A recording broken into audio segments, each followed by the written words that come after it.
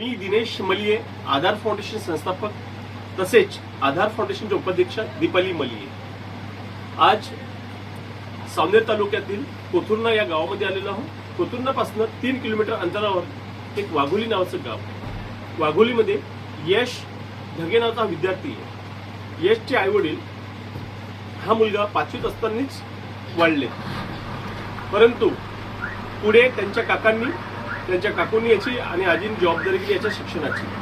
आता यश 12वी सायन्स झालेला आहे, पुढे याला इंजिनिअरिंगचा अभ्यास करायचा आहे, परंतु याच्या आई वडिलांचं छत्र याच्यावरती हरल्यामुळे आज तो विचारात पडला की इंजिनिअरिंग सारखं लागणारं शिक्षण हे कसं करणार, कारण इंजिनिअरिंगचं शिक्षण हे कमीत कमी 1 ते 1.5 लाख रुपये वर्षाला याला खर्च येणार आहे।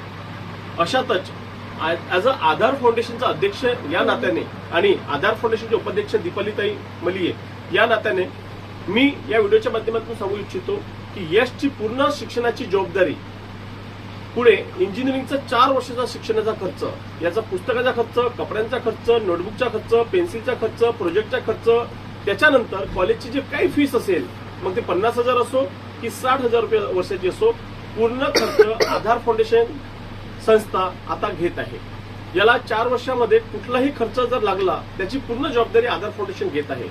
जर का आधार फाउंडेशननी याचा खर्च देण्यास मंजूर नाही केला तर हा मुलगा आणि याचा पूर्ण परिवार आधार फाउंडेशनवरती पोलीस कारवाई सुद्धा करू शकतो। मी दिनेश मलिये, आधार फाउंडेशन संस्थापक तसेच दीपाली मलिये, आधार फाउंडेशन उपाध्यक्ष, नागपूर। जय हिंद, जय भारत।